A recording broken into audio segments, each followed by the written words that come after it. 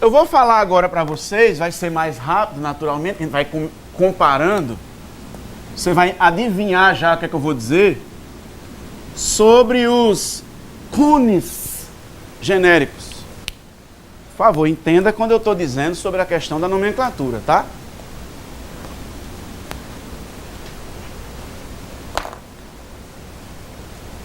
Então, o que seriam esses cones genéricos? Imagine que ao invés de agora eu partir de dois planos paralelos entre si, eu considerasse aqui um plano. E que fora desse plano eu considerasse um ponto.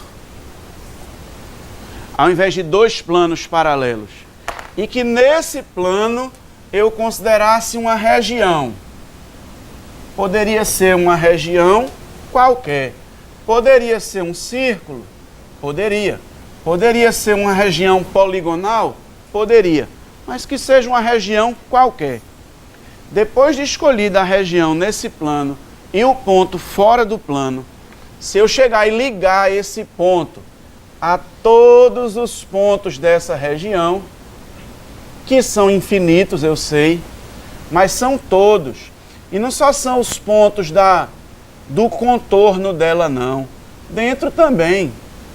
É porque, velho, eu não lembro que eu fosse Highlander, ainda assim não daria, porque tem infinito que é numerável e tem infinito que é não enumerável. Eu ia fazer essa pergunta, porque quando você fala numa área delimitada, é um infinito numerável, né? Não. Porque eu fico imaginando assim, se é infinito, então não podia ser delimitado. Não, é porque você não precisa não confundir infinito com ilimitado.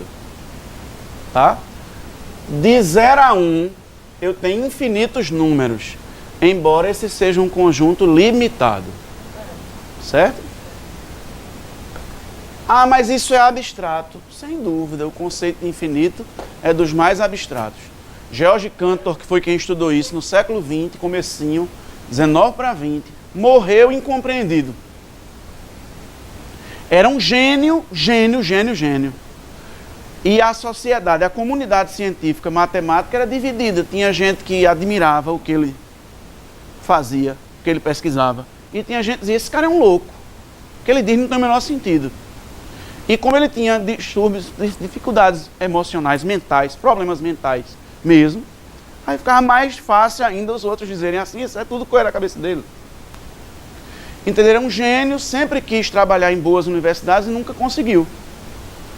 Continuou trabalhando com todo respeito à minha profissão, mas não era bem o que ele queria, em escolas do ensino médio de uma cidade do interior, na Alemanha. Embora ele fosse russo. Tem um livro sobre isso, mas a aula de hoje não é sobre o infinito. Mas quando vocês passarem agora, no final do ano aí, estiverem comemorando, vou para Porto, aí vou para Maracaípe, aí vou ficar fazendo o que lá? Na praia, lendo um livrinho. Aí manda um zap para mim que eu dou o nome do livro e aí você leva para Porto para ler. Mas agora não vale a pena tirar o foco não, lendo essas coisas, que são muito atrativas, sabe? Você vai ficar querendo ler toda hora. Mentira, ouvinte, só tu. Então, esses sólidos gerados dessa maneira, o professor Ruidival chamaria de cones. Mas que no ensino médio nem se mencionam esses sólidos, normalmente. Mas eu vou chamar isso aqui de um cone genérico. Esse genérico já sou eu que estou dizendo. Se por acaso, essa base desse tal cone for uma região poligonal, se por acaso ela for uma região poligonal, aí essa figura tridimensional vai receber o nome de pirâmide. Mas não misture as coisas. Aqui no ensino médio, quando a gente fala numa pirâmide, pirâmide é uma coisa, cone é outra. Em geral, a gente chama de cone quando essa base dessa figura é uma região circular. Então, se isso aqui for um círculo, aí o tal sólido é chamado de cone ou cone circular. Aí cai naquela mesma historinha. Não é pleonasmo dizer cone circular, já que todo cone é circular? Depende. Se você realmente não estiver chamando de cones esses sólidos mais gerais, se para você cone só for quando a base for um círculo, beleza. Mas eu não posso dizer que para todos os autores é assim. Então não é algo realmente impossível e feio obrigatoriamente chamar isso de cone circular. Porém, explicado isso, eu vou, durante o resto da aula, me referir a cilindros como os que têm bases circulares e cones como os que têm bases circulares. Quando eu precisar em algum momento lembrar disso, aí eu vou dizer que isso é um cone genérico. E vou lembrar que a nomenclatura não é o mais importante aqui. Mas o que é importante? Se eu reconheço que esses aqui são casos particulares de um caso mais geral, que não precisa nem ter nome, desse negócio, sabendo calcular o volume de um negócio desse, independentemente de qual seja a forma da base, aí eu automaticamente já sei calcular os volumes desses dois. Porque só mudou a forma da base. Se, por exemplo, esses dois sólidos tiverem a mesma altura, que é a distância do vértice até o plano da base, essa perpendicular aqui, e por acaso tiverem a mesma área da base, o volume é o mesmo, mesmo tendo formas diferentes. E eu vou explicar melhor quando eu descer, mas eu já vou adiantar que o volume de qualquer negócio desse, seja como você queira chamar, não interessa. O volume disso aqui é 1/3 do produto da área da base pela altura. Enquanto que o volume de um negócio desse aqui é apenas o produto da área da base pela altura. Então você não precisa decorar a mais que o volume de um cilindro circular é πr² vezes h. É óbvio, porque você já tem de cor que a área da base é πr² e já tem de cor que o volume é a área da base vezes a altura. Que o volume de um cone circular vai ser 1/3 de πr² vezes h. Você não vai precisar decorar, porque você sabe que qualquer coisa dessa, que o volume é 1/3 da área da base vezes a altura. E se a base for um círculo, você já sabe que a área do círculo é πr². Então não é mais uma fórmula, não é como se fosse uma fórmula para esse, uma para esse. É uma só para tudo isso. Agora, os nomes, de fato, são diferentes. Isso eu chamo de pirâmide, isso eu chamo de cone. Eu não vou, durante a aula, ficar chamando isso de cone. Mas meu professor Ruidival chamaria de boa isso aqui de cone. Sem problema nenhum. Tá? Olha, faça a comparação das pirâmides com os prismas. As pirâmides também têm faces laterais. Ó. Só que as faces laterais das pirâmides são triângulos. Enquanto que as faces laterais dos prismas são paralelogramos, mas podem ser retângulos. Se ele for um prisma reto, aí todas elas serão retângulos. Mas se ele for oblíqua, ele pode ter várias que não sejam retângulos. Pode até ter uma que seja, mas não vai ter todas como retângulos. Mas sempre são paralelogramos, porque essa aresta da base vai ser sempre paralela a essa e congruente. E essa aresta lateral vai ser sempre paralela a essa e congruente. Então ele é sempre um paralelogramo. Esses aqui têm a mesma medida e esses dois aqui têm a mesma medida. No caso da pirâmide, essas arestas laterais podem ter comprimentos diferentes.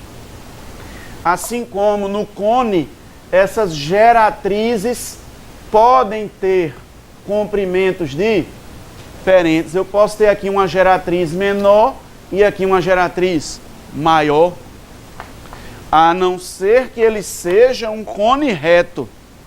Daí, se ele for um cone reto, significa que essa altura aqui, ó, o pé dela, que está aqui fora da base nesse exemplo, coincidiria com o centro da base. Aí ele seria um cone reto, que também seria um cone de revolução. Ele poderia ser gerado pela rotação completa de um triângulo retângulo em torno de uma reta, um eixo, que contém um dos seus catetos. Então, se eu giro esse triângulo retângulo aqui em torno desse eixo, eu gero aqui, com esse giro, esse sólido, que vai ser um cone, mas não é um cone qualquer. A altura dele aqui,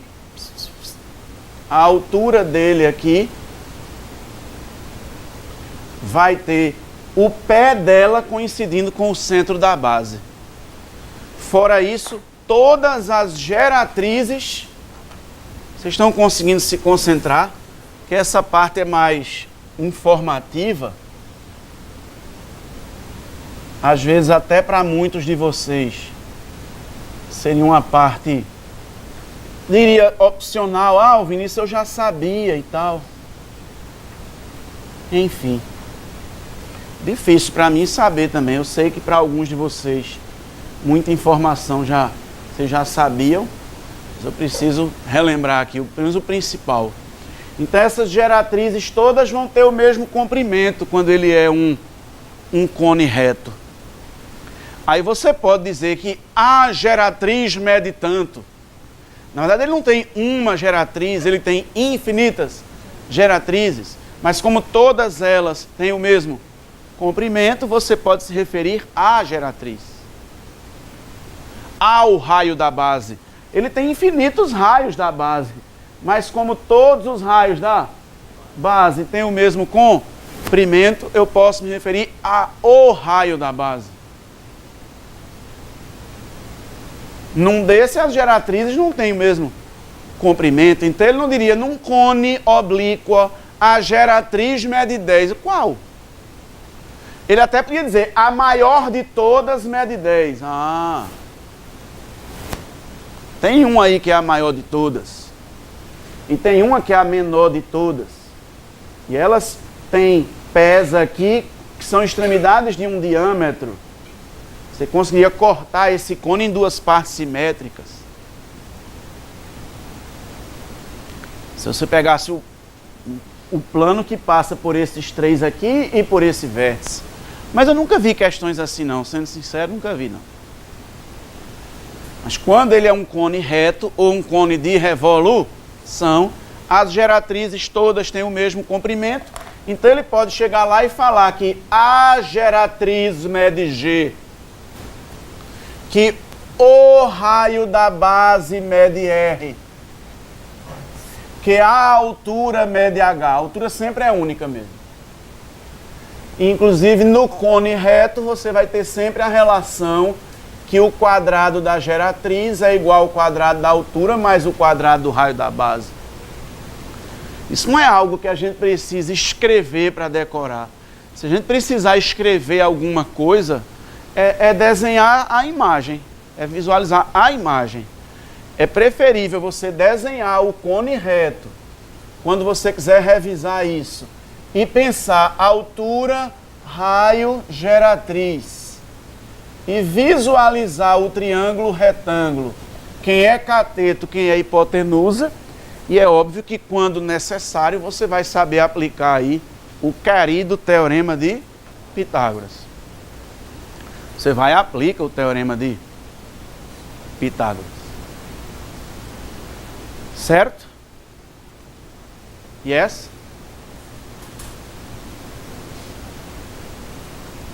Você vê que os cones estão para os prismas. Eu falei os cones, ó. As pirâmides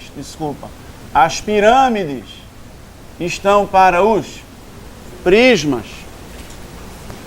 Mais ou menos como os cilindros circulares estão... Oh, meu Deus! Os cones circulares estão para os cilindros circulares. Pela questão de as bases serem círculos. Círculo, círculo.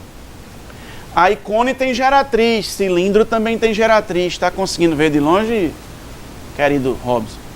Então, cone tem geratriz, cilindro também tem geratriz. Cone tem raio da base, cilindro também tem raio da base. Cones não tem arestas, cilindros também não. As pirâmides têm arestas laterais, os prismas também têm. As pirâmides têm arestas da base, os prismas também têm. As pirâmides têm vértice, cone também tem. Então, pirâmide e cone têm lá suas características comuns, que dizem mais respeito à quantidade de bases. Eles só têm uma base e um vértice. Aí várias características eles terão em comum, por conta dessa relação comum. Assim como prismas e cilindros, ambos têm duas bases situadas em planos paralelos entre si. São duas bases congruentes. Então, muita coisa vai ser comum entre prisma e cilindro. Mas muita coisa vai ser comum entre prisma e pirâmide. É como se daqui para aqui a gente transitasse bem, porque daqui para cá a gente nota que só mudou o fato de que aqui tem duas bases e aqui tem uma. Daqui para aqui a gente transita bem, porque daqui para cá só fez mudar que a base deixou de ser um polígono e passou a ser um círculo. Daqui para cá a gente transita bem, porque continuou a base circular, mas eu passei a ter duas. Daqui para cá também só muda que a base deixa de ser um círculo e passa a ser um. Mas quando você pula daqui para aqui, vocês acham nada a ver, velho. É como se fosse uma transformação que... Não, meu velho, espera aí. Como daqui para ali também. Eu fico muito imaginando isso. Eu imagino um prisma que se eu espremo uma base dessa até ela se degenerar num ponto, só uma, virou um ponto. Aí isso vai e se transforma numa pirâmide. Aí eu pego essa pirâmide e remodelo mudando a base deixa de ser um quadrado, por exemplo, e passa a ser um círculo. Aí eu fui e transformei isso num cone. Aí eu pego agora esses pontos que eu juntei e afasto de novo. Aí transformo isso aqui num cilindro. Aí eu pego essa base, transformo num quadrado, volto nesse. Eu fico girando aqui, vendo que sempre de um para o outro tem diferenças que eu consigo perceber e tem características comuns que eu também consigo perceber. E com essa percepção, eu conecto, associo melhor as coisas que eu estou estudando, e aí fica, inclusive, mais fácil de decorar. Tanto os nomes que são comuns, como as propriedades que são comuns, quanto os nomes que são diferentes e as propriedades que são diferentes. De olhar para aqui e saber que aqui, ó, volume é a mesma coisa. Área da base vezes altura. Aqui, volume é a mesma coisa, mas já é diferente daquela. É 1/3 da área da base vezes altura.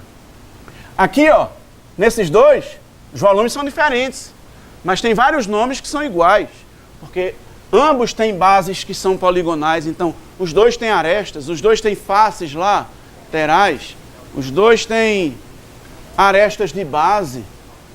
A altura todos têm. A altura todos você define, em todos eles você define a altura. Para todos eles. Para aqui eu tenho geratriz nesses dois, eu tenho eixo.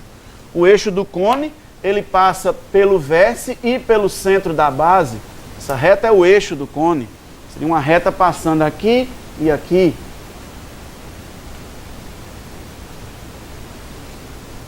Certo? Sim? Ou não? Então essa é uma visão panorâmica desses 4 tipos de sólidos que eu poderia, nessa visão geral, separar em 2 categorias. Desses, que eu vou evitar dar nome, eu já falei demais sobre isso, e desses. O que a gente vai fazer agora é descer melhor para reestudar por que é que o volume se calcula dessa maneira, por que é que o volume se calcula dessa maneira, sem entrar em delongas exageradas, mas a gente tem uma noção. Saber calcular a área lateral de um cilindro reto, saber calcular a área lateral de um cone reto, saber calcular a área lateral de um prisma, mas a área lateral do prisma é mais fácil. Eu vou somar as faces laterais do prisma. E cada face lateral é uma figura plana, então saber eu já sei. Vai depender de cada prisma. Assim como se ele pedir a área lateral de uma pirâmide, eu vou somar as áreas de todos estes triângulos. E a área de um triângulo eu não aprendi em geometria espacial, eu aprendi lá na geometria plana. Aí vai depender da pirâmide. Se for uma pirâmide que todas as faces são congruentes, eu calculo só a área de uma e multiplico pela quantidade. Mas se forem faces com formas totalmente diferentes, que eu preciso ir de uma por uma, beleza, vou de uma por uma. Não é comum. Em geral, quando ele pede esses cálculos assim, ele coloca uma pirâmide regular, com todas as faces tendo a mesma forma. Certo? Então é isso. Depois dessa visão geral, com algumas propriedades, reestudar volumes, áreas. Depois, aí eu vou entrar em detalhes sobre as pirâmides regulares, sobre semelhança de figuras. Se eu der um corte aqui e gerar uma pirâmidezinha menor aqui, que é semelhante a ela, como relacionar os elementos lineares, as áreas e os volumes, mas que na verdade a gente já estudou isso, porque quando a gente estudou semelhança, aí eu já quis plantar a sementinha da ideia de semelhança para sólidos, porque a ideia é a mesma, só que você vai ter 3 dimensões. Então, sair descendo agora em algumas características mais específicas. Beleza?